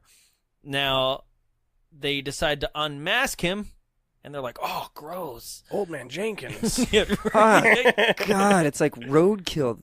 It's been ran over multiple Oh, times. ginger. Gross. Soulless beast. And God, he's just a face of silly putty. Yeah. They didn't even like mold the newspaper clippings out of it. Nice. Yeah. And so Paul carries Ginny back to her cabin, and they hear a scratch at the door, and they think it's Jason, so they arm But themselves. it's still nighttime out, so you know the movie's not done. Okay, yeah, Yeah. true, yeah. And then instead, it's Muffin, the Yeah. dog, and everybody's like, "Oh," and the music's like swelling to a, Yeah. and you're like, "It ain't fucking over." Like, it's not over, and it's not, because Jason crashes through a window, and it goes all into slow mo. Biggest window. Yeah, which, according to the special features that I watched, they did not actually stress break, like pre-break the window for him to pop through. So the first time that he actually Ow. jumped through the window was a full-on just like, "All right, action!" Because he already couldn't see with the makeup. Yeah, with- God, I wanted to see that. Yeah, because because of the makeup, he can only see out of one eye, so he loses depth perception as well. So like he already was No, like he had great depth perception. boom, like right into the window, like, "Oh, damn it!" And it took the second time, but apparently it took like 2 or 3 takes, and also Amy Steele It's like was like terrified, wincing and yeah. terrified each take because she knew it was coming. Oh. You know. So after all that slow mo, it does another one of those white wash zoom in fades, and then it's morning, and she's being carted away on a stretcher. Meanwhile, the whole time asking, "Where's Paul?" Which, okay, guys, what happened in this moment? Did Jason fly through the window but land in her pee again and was like, Slipped in it. You he still, hit you his stink head? so bad. I'm out of here.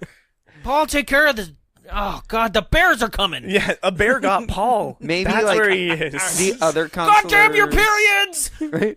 Right? Maybe it was like, well, see, there's like no time like actual time, No. so it's like it could legitimately be like 11 p.m.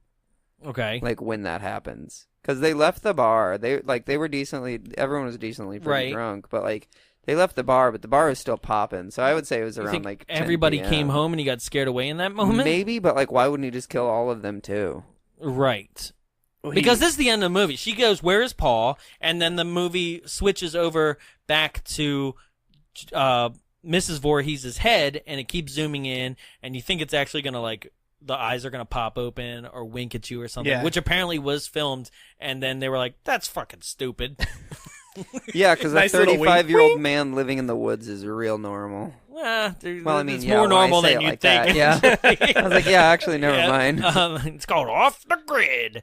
And, no, but yeah, it was actually originally filmed that it was supposed to either pop its eyes open or wink. And I think it's funny that, like, he thought it was hokey after he filmed it. Yeah. I would have been like, that's not happening at all. Well, they also filmed a scene where the head just sneezes. But then they cut it. Yeah. They said it wasn't realistic looking. There was also like a scene where like a body like behind the head was kind of searching for the head. It was headless.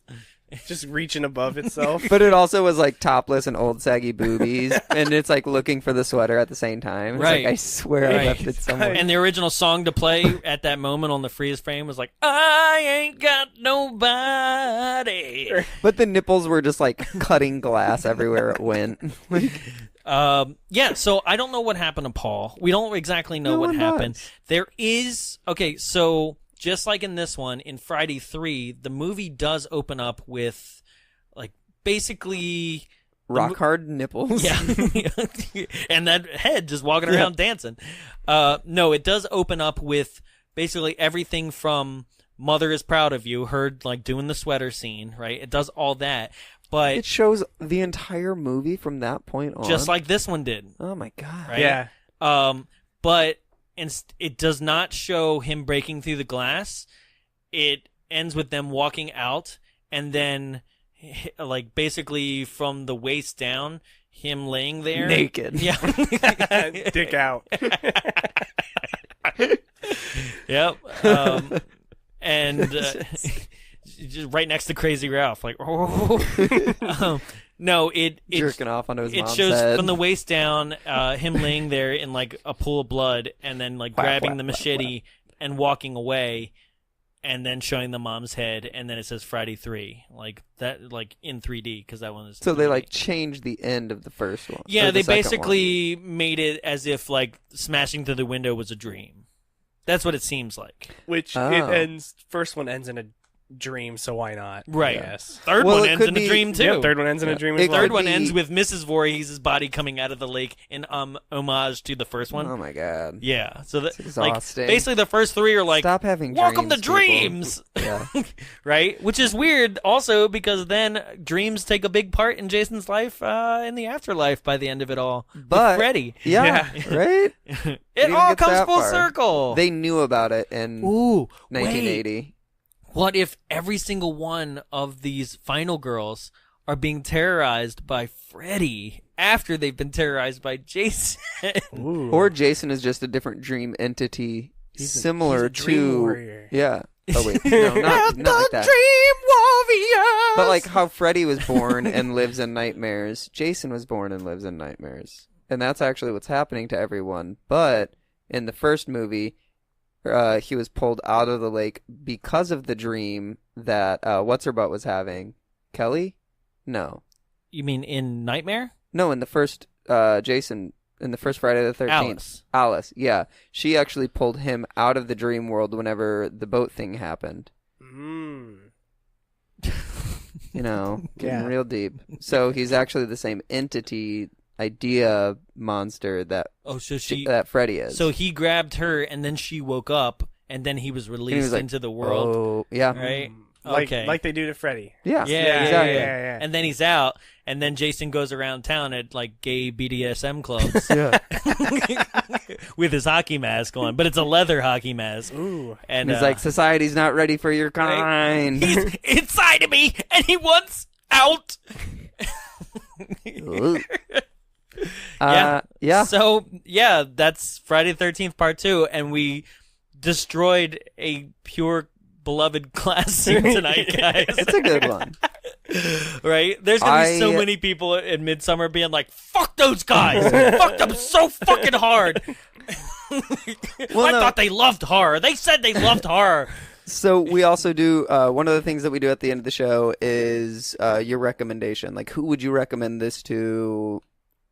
Why? Like, what's a reason to watch this film? Example, I would say that who would I recommend this to? Anybody who is purely interested in the history of the three main slashers from the 80s. Like, this is your introduction to Jason as an entity. You know, whether he be alive, you know, like, because there's different opinions, whether he be alive, whether he's actually also already dead at this moment. Like, there's different, and it's all up to interpretation. So, in true form, that's what I would say. Basically, anybody. I recommend it to anybody. Yeah, I'd recommend it to anybody that wants to see a slasher that has a good amount of camp, but is very Camp. Yeah, has a good amount of camp, but is also really like seriously rooted and isn't as it's not as crazy as the rest of the series gets. So if you're looking for something that's rooted in some realism, you know, as real as you can be with a 35-year-old mountain man. Yeah, when you like think about what he actually is, it's kind of like, oh, yeah, well, you're just kind of like, it's. Oh, well, by the it's way, more what is like everybody's real theory? life creepy. What now seeing it because you're new to this? Yeah. What is your theory on dead, alive? What's going on? At least at this point, because we know by 6 he is a reanimated zombie. That's no question. Yeah. But at this point, what do you say? Well, because in Did he 5 drown- doesn't he get did he- dragged to hell? No, 5 is as a copycat. So 4 he gets dragged to hell. No, he doesn't get dragged to hell until 9. Yeah, Oh it's my way down there. God. But in Yeah. 6 he gets struck by lightning like Frankenstein's monster, and he's Oh. like, So technically he Oh, dies. he becomes super strong. Technically, he actually, most fans recognize that he died at the end of Part 4 as Corey Feldman just hacked him with a machete over and over again until it kind of fades out. Okay. Yeah. So, and they actually bury him. The townspeople bury him, and not until Why would you have a funeral for that man? and They nobody even give him a nobody headstone. said it was a funeral, but they did give him. Yeah, right. Yeah. They were like, But also, well, like, we need to honor. If our dead. someone called That's how that New many Jerseys do it. problems, I'd be like, we gotta burn it and separate it and put it across like the different corners of Like this vampires? country. Yeah. Bury it with like a rock in its mouth Yeah. and like a stake in its heart. Yeah. Cut its head off and put it in its hands. But what? Jeez. So, Jason, drowned or not drowned? He dead. He's dead. He's dead. You're saying dead? Okay, here's my theory. Did not drown, actually washed ashore, and because he's slow and you know... Jason washed his body ashore. Alleluia. Alleluia, God. Because he's still alive. Which because you don't know, because you didn't watch the first one, that's how the first one starts out, that song. With Jason row your boat ashore? Yeah. Yeah. Wow. See, I'm intuitive. Right? So, no, my theory is Jason did not drown. They thought him to be dead. He washed up on shore and just, like, because he was scared and alone, just ran into the woods, and everybody... In a bathing suit? Never... Yeah. Everybody assumed him dead, and I guess maybe because of that tragedy, the camp shut down pretty much overnight, so he was abandoned. Yeah. Right?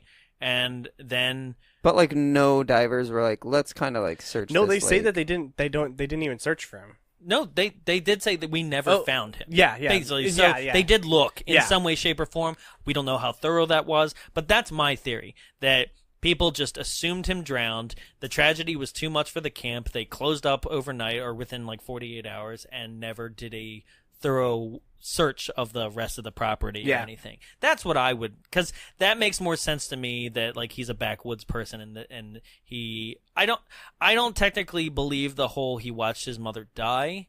I think that maybe he stumbled across that and was like, oh fuck, that's my mom. Mommy. Oh, God damn it. Well, kill her for me. That's what you were supposed to do. So that's my theory. I kind of like the theory I accidentally created today that he was born out of the rage and was kind of like From Carrie? manifested. But he was manifested just Carrie like too? how Freddy was manifested. Yeah. You know, he's an entity more than human. So Okay. I think he is dead. Yeah. Well, I mean, I appreciate it. I've never really thought of it that way. Because how can you sustain such injuries? He doesn't take that much of a beating in the first The first 30 three movies. He never really gets beat up. He gets Well, no, he does take an axe to the skull in the end of 3. Yes, and he does take a pitchfork to Machete. the stomach. Or in that same one. In that same one. He also has a machete that's like through this part because I Yeah, don't think so, she like- stabs him. She hacks him, and it goes all the way down to here. Okay, so you know how like some mothers can like lift a car in times of He's not in stress though. He's like, I already killed a bunch. he's in duress. He's like, they saw my face. No, gonna make fun of me. Right? Tyler, what's yours? Basically, Jonathan's. I think he's a backwoods man and just kind of living off of the land. Just, I don't know, he's got that strength. Backwoods man living off the land, drowned in the lake, but not really dead. Hallelujah. Backwoods man living off the land. I couldn't think of another line. I was like, I'm all out of rhymes. All right. So that happens to be our opinion of the film, but some people had a completely different opinion, and we asked those people to give me 5. These are 5-star and 10-star reviews, all pulled from Amazon or IMDb. So It's a bit hard to find them whenever it's an actual good movie. right, So- right. But we did indeed find them. So They're not the best. yeah, they're okay. So the first one comes from Big Papa Number 1 on May of 2000, titled "Rent Part 1 instead of this." I love how Just very honest. A 10 or 5-star review is gonna start off like that. Okay. A camp near Camp Crystal Lake is stalked by a new killer. This was the first outing for the now infamous Jason. But this is a rather dull outing. Story, characters, direction, score, and acting fail to present anything new or interesting. The ending is decent, however, followed by several unnecessary sequels. 4 out of 10. What? Ouch. But then rated... But then gave it a 10 out of 10.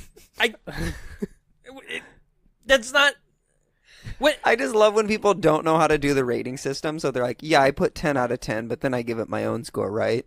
10 out of 10. It sucked. 4 out of 10. Well, I feel like some people write That's 10 going to be everything I do from the future. Oh, great job, 10 out of 10, but it sucked, 4 out of 10. So people are like, wait, Okay. which one then? So the next one's by Ross Robinson, dated June 2004. The painter? I didn't know there was... Oh, no, Bob Ross, sorry. Yeah, what? Titled Good, but First is Better. I did like Friday the 13th Part 2, but I feel that the first Friday the 13th movie has got to be better. Because it is the original movie, and I think you can't beat originals with making others based on the same topic. What? That's how sequels work. Yeah. This one was based more on Jason, but the first was based on Jason's mother, Mrs. Voorhees. So wait, did he just go against what he just said? Yeah. No. You can't make sequels on the same topic, and these also don't have the same topic. You're right. What? The first movie was made in 1980, and then a year later, the second one was made in 1981. Years and years later, there are more and more of these movies. I wonder when they will stop, because in every movie, Jason Voorhees has come back to life, to kill again. I wonder if there will be a remake of Friday the 13th. Maybe one day, there might be one. We'll all have to wait and see what happens in the future. Overall, I give Friday the 13th, Part 2, 9 out of 10. Wow. Even though it's still a scathing 10 out of review. 10. well, it kind of sucks.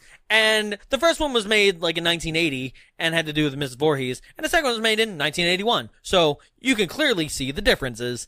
And then they made more, but it's 2004. But I wonder if kinda they'll make wonder- a remake. Yeah, I kind of they wonder if they did. make a remake, but as we all know, remakes and sequels are never as good, so I don't even know why I'm wondering if there's going to be a remake. Listen, I'm just trying to fill a word count here. Yeah. 9 out of 10. That's a lot of our I gotta get to 5-star 10 reviews. lines. Yeah. 9 lines now. The proletariat shall rise. This is a 10. So our last one comes from Dreammaster 4. What did you find here? He writes, titled, Great erotica. Totally awesome.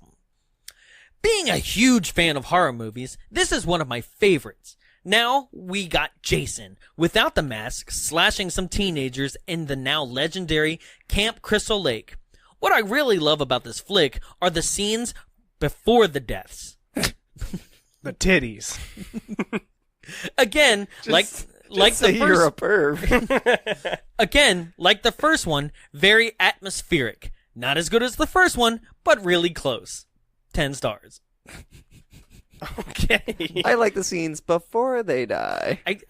I'm gonna need you to start finding some more ridiculous ones, because I now you're said- just finding like, I don't know how the rating system works. Personally, I don't like all that violence in these movies. Right?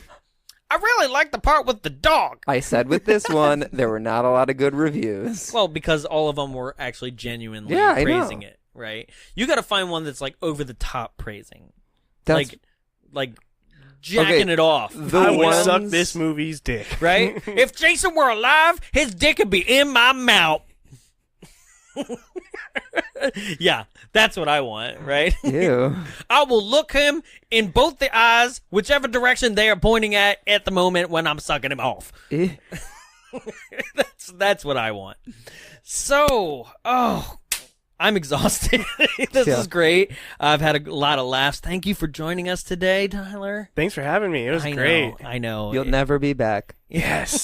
Sweet. Thank Now he's God. gonna come back for every Friday. That's Yeah. So see you in a year. Because this is the last Friday 13th of the year. Oh. Yeah. Summer. Yeah. But there's apparently like 2 every year, so we're good.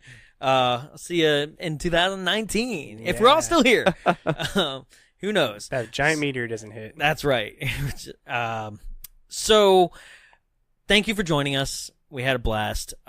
Next week on the show, we're going back to camp with 1987's Ernest Goes to Camp. So that should be a blast. And then we'll round out the month with The Pagemaster from 94 and Fear from 1996 with the return of Mark Wahlberg. Yes. And so if you'd like to keep in touch with us, make sure that you know exactly everything that's going on for those releases and anything else that we have to announce. Please follow us at Bombs Away Show, Twitter, Instagram, Facebook. That's how it all works. Please let us know what you thought about this film. Tell us your theories on Jason. Like, I'm guarantee there's more theories, and we want to hear all about them. Write to us if you don't want to put a message out on Facebook or anything to the open, which why not? Like, it's an open discussion forum. Actually, we do have a forum. It's Bombs Away's Overnight Dropbox. You can find that via our Facebook page, and you can write to us about any fan theories on any of these movies that we've done so far. Let us know what your favorites are. Let us know what movies that you think should be nominated for the best of our first year. Something I didn't mention, guys, this is our 1-year anniversary show. Woo! This is our celebration of 1 year as a podcast. So, I don't know. Tell us congratulations. I don't know. Just write to us on Facebook. We love hearing from you. It's what gets us through the day sometimes. Hey, I'm just a lonely, sad boy in a shack. What do you want from me? I just sit alone. Gets me through the day. But Cry that's about how my you can cat. write to us. We'd love to hear from you. We love hearing from our fans. Other than that, see you next week, guys. I'm Jonathan. I'm Jarrett. I'm Tyler. Thanks for having me. Oh, you're welcome. And Tyler, Mother is talking to you.